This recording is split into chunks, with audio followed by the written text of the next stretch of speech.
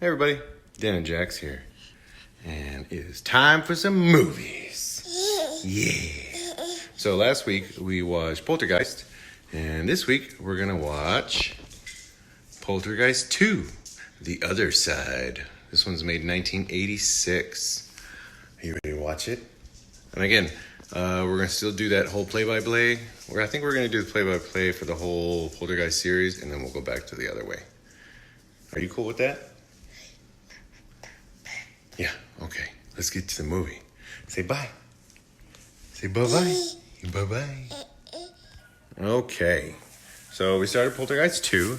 We're about 25 minutes in. And again, it follows the Freeling family. And they're living with Diane's mom because their house, as you remember, got disintegrated and closed in on itself. So they kind of hint that Carol Ann, the little girl, has some kind of psychic powers or something like that.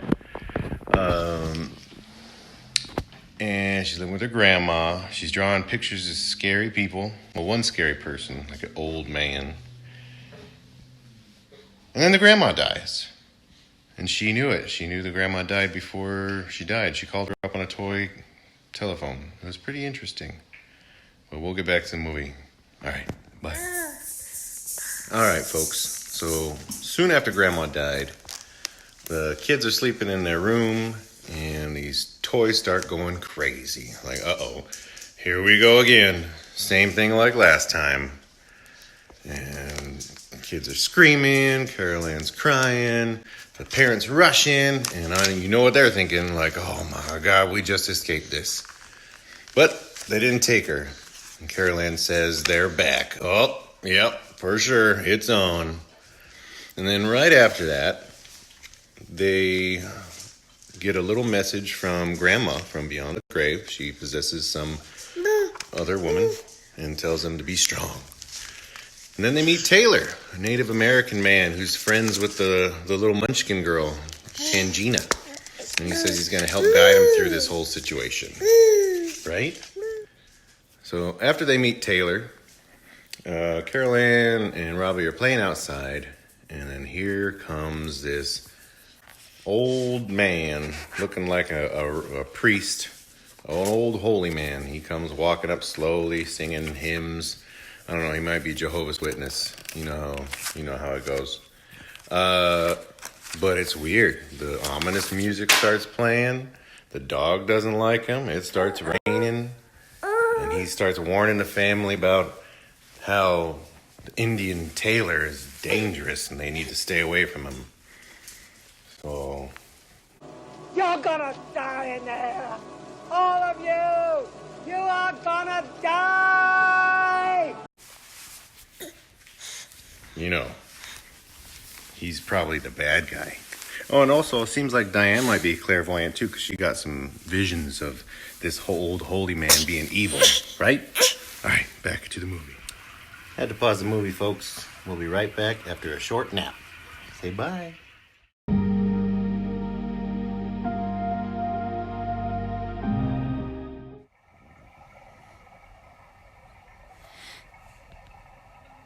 Let's get back to the show. All right, everybody, we're back at it. We just learned something super important. So the old holy man, preacher, Cain, his name is Cain. In the early 1800s, he had a following and went out to California to start a utopia. He predicted that the end of the world was going to start. So him and his followers sealed themselves up in this cavern. And the day that he predicted came and went. And he told everybody they had to stay with him, and they all died in the cavern. That cavern was right underneath the first house in the first Poltergeist. So this dude has been haunting them, or poltergeisting them, throughout the first movie too. And he's back in the second one. And Taylor, the Indian, he told Stephen that in order to defeat him, you have to stay close with the family. The family gives you power, right? Okay, back to the movie. All right, everybody. A lot has happened.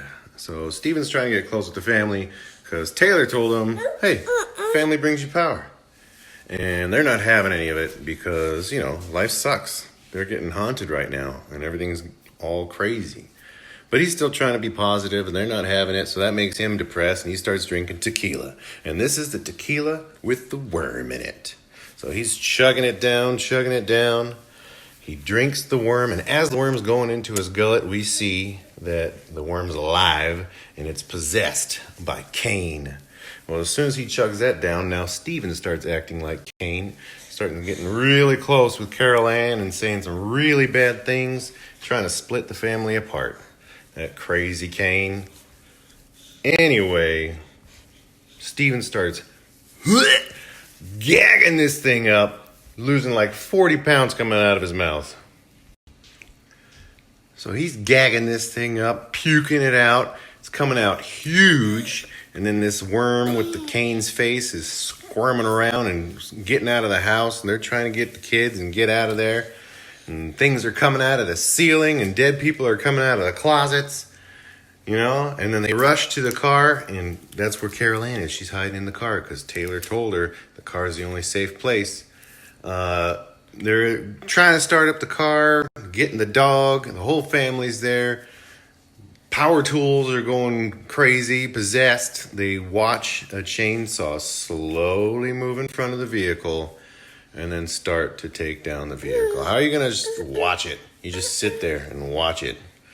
But anyway, the car starts up and then they take off. And they got to go back to the beginning, to where their old house was in Cuesta Verde, because that's going to be the final fight.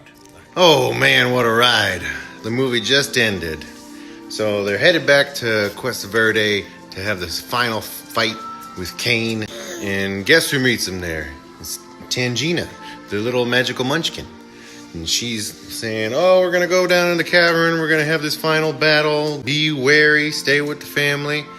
And they crawl down in the cavern and they find all these skeletons. And as soon as Diane looks at Cain's skeleton, woof, her and Carol Ann are whisked away into the ether, up into the rocks and in the great beyond. Well, so much for keeping the family together. But you know what? Here comes Dos Ex Machina in the form of Taylor, because he happens to be down in the cavern too. Just happens to be chanting at that time. They go and meet him, and he's saying, you got to go in after him. And they go in after him by jumping in fire. So Steven and Robbie jump into the fire after Diane and Carol Ann. Yeah. And they see him. They're floating around in the ether, and they're trying to get their way over to him. They're floating. They come together, and everything's happy days, sunlight right behind them, all the bright lights. But then here comes Cain, the beast spirit. He rips away Carol Ann. And they're like, no! And Taylor thrusts his spear into the fire, and then Steven from the ether grabs it and throws it into Cain. And Cain goes, ah! And he lets go of Carol Ann. There goes Carol Ann floating away into the light. And everybody's sad. Oh no, Carol Ann's gone. No, she's gone forever. Everybody's crying. Tangina's crying. Taylor's crying. And then just then, Grandma appears. Grandma emerges from the light, brings Carol Ann back to the family, and they go back into the earthly realm or real world or out of the ether, and everything is good again. Whew! The movie over. What a ride. Did you enjoy it? Yeah? So next weekend, we're going to watch Poltergeist 3.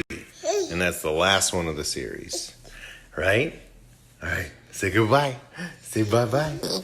Oh, say bye-bye. Bye. Look at.